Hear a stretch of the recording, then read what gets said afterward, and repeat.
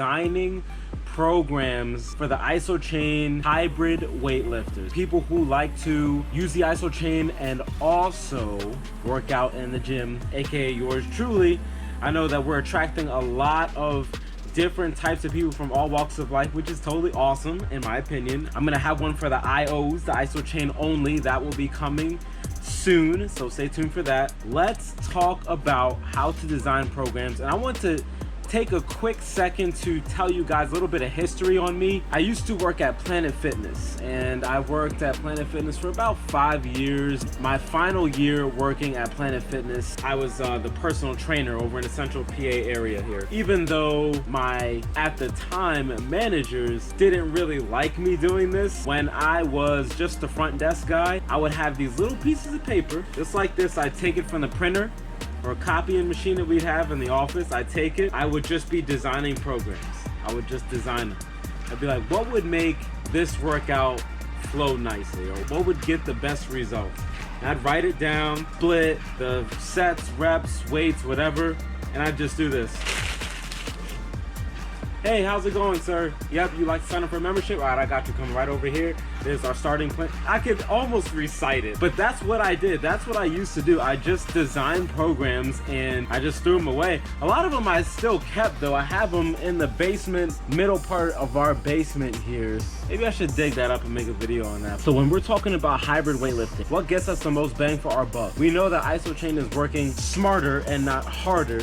But for those that want to get the best of both worlds, we have to be mindful of how we design our programs. What used to work before, it still works, but now we're just working harder and not smarter. So I want to go over my old lifting programs first. My lifting programs for about 10 years were all bro splits. So for the first like 4 to 5 years, I went with this. I used to do chest and back, which I had the right concept as far as push pull. I used to do chest and back in the same day. I don't even know how I did that. For years, mind you. Chest and back, arms, so bicep and triceps, and then I would do shoulders and abs, and I'd do legs and abs. That was the case from probably about 2011 to about 2016. I would alternate back and forth. So I would go chest exercise, back exercise, chest exercise, back exercise, chest exercise, back exercise, chest exercise, back exercise. It was always a 4x4. So 4 chest, 4 back, done. 4 bicep, 4 tricep, done. 4 shoulders, 4 abs, done. 4 legs, 4 abs, done. And it worked. That worked for me very, very successfully for years, guys. And then I decided to change it up to what I am doing now, which I really love, and I probably will never deviate off of this except for periodization principles. And that is major push, minor pull, and vice versa. So what I mean by that is this. I have chest and biceps. So it's a major push, big chest muscles, minor pull, bicep muscles, by smaller muscle group. Big pull, back, small push, tricep. Smaller muscle, bigger muscle. Legs, now I do twice a week. So I have the volume for legs and I have the heavy leg. And then I do shoulders by itself and I have abs on their 2 separate days. And I just do it at Planet Fitness like for 20 minutes. But they are hardcore machine-based ab workouts. My sets were always in the 6 to 12 rep range, so it wasn't really 6 to 8, it wasn't really 8 to 10, it wasn't really 10 to 12.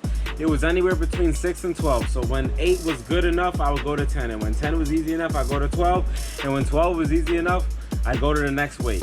That was my progressive overload for that, how I used to train. It worked very, very well. I rarely went above 3 sets though. I always found that 3 sets worked for me time-wise, efficiency-wise, and result-wise. So I didn't deviate from it.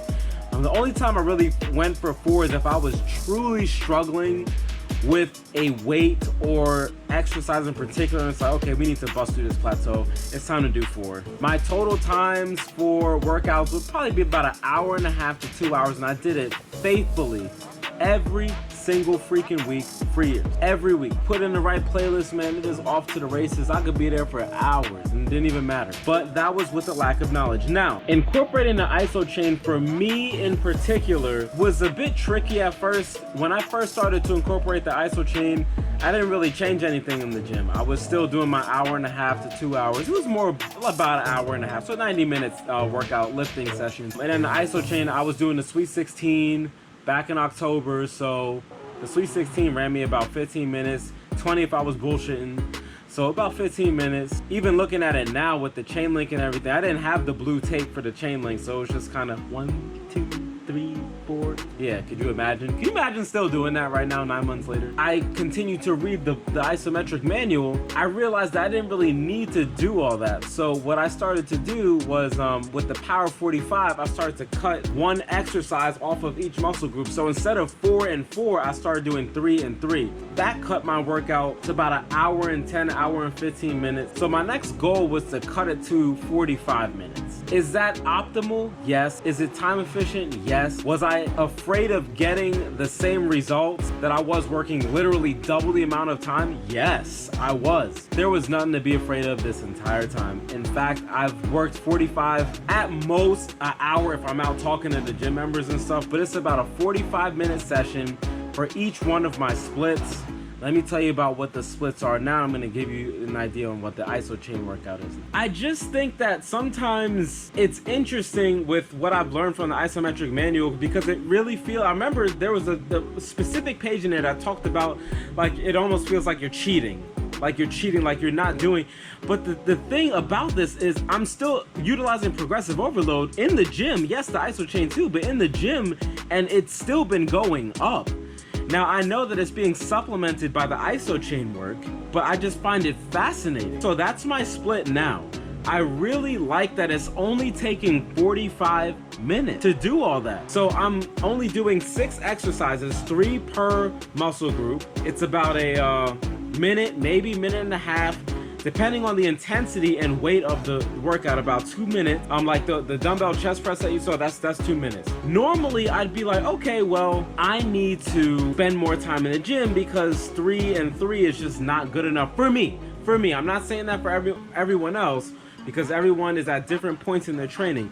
For me and what I want my goals to be right now, if I did not have the Isochain training, I would not be doing 3 and 3. I'd be doing 4 and 4, and my workouts would be at least an hour and a half, borderline 2 like they used to be. So my workout time has been cut in half, and the numbers are still going up. I really believe that just would not be happening without the muscle and strength increases that came from the Isochain, because essentially I'm doing 2-a-days, which is what's been happening since October. I've been doing 2-a-days this whole time, but the benefit from the Isochain workouts don't have me exhausted, so I feel like I could go right into my evening workouts with no problem. I'm not like beat. You know what I'm saying? Even with the new program 6, with the new 6x6, yeah, I'll be sweating. Don't get me wrong, I'm sweating after that. Like that joint's crazy. If you didn't see that video, here's a link right here.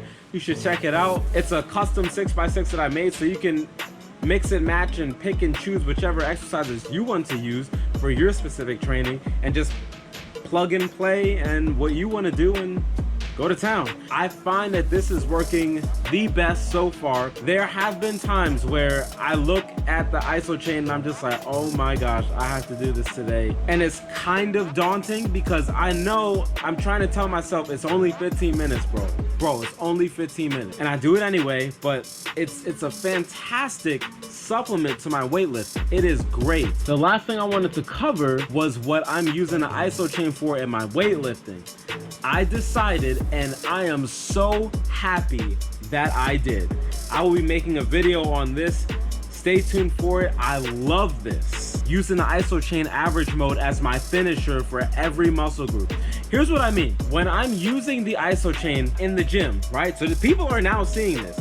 So I'm doing exercises that I just don't do here at home because I don't have a bench yet, but I'm working on getting a bench in here. I'm doing the lie down tricep skull crusher here, but I'm doing the average mode one. So I'm setting the time mode. I'm setting the time to 20 seconds for now. I'm gonna work my way up to 45. So I want more muscle endurance. I want more size for that. So I want more time under tension to increase the size of my muscle when I'm in the gym. The gym training for me right now is muscular hypertrophy, and the Isochain training is for muscular strength. I want both. Remember, I said I found a way to look left and right at the same time. It's working. So far, it is still working. Uncharted territory for me, so I really don't have anything to go off of except the numbers I'm writing down every week, which have been going up every week. So the burnout, it's 3 sets, it's a minute break in between, and each contraction is 20 seconds for the exercise. And then I just write the average mode. That total average number that I pull when I hit average on average mode Isochain, that's the number I'm trying to beat next week, not the individual average number I pulled for that specific lift. Am I making sense here? I found that that's the best way to really attack that, because sometimes the average mode numbers are all over the place, if you haven't noticed that. And that's because the force output was all over the place. So you try and keep it consistent by slowly rising into the bar and then holding it. You get the most, I'd say, consistent average mode number. What this is going to bring, I still have about 4 or 5 weeks left. I decided to increase the amount of time on this new program 6. So I'm gonna go 8 weeks. So I will be done by the end of August. I'm really excited to see those numbers. What's interesting is when I was 190 pounds last summer, I was lifting this amount of weight. I just curled a 100-pound dumbbell last week. I've never done that in my entire life. I'm gonna make a YouTube short on it. You guys can see that just for the LOLs. I like doing the little short stuff. I've never done that before. And I struggled with 95, 20 pounds heavier, but the weight that I was moving at 190 made more sense. I'm only $173 right now. So I'm finding a way to have that strength while being smaller. Y'all feel me? That Bruce Lee thing I was talking about, where he was generating power even though his body didn't look like it should be generating that power. That's what I've been chasing all these years. And I really feel like the Isochain is that perfect item, at least for me and my goals. But I know there's a lot of people that may have similar goals to me. So that's the move right there, guys. So hopefully that makes sense. Any questions on my program, the Isochain or the weightlifting ones, drop them in the comment section below. This is still new territory to not only myself, but a lot of us on the channels. If you liked it, go ahead and drop a like, go ahead and comment. If you're not yet part of the squad, hit that subscribe button. Come on, join the squad, baby. We'll see you in the next one. Peace.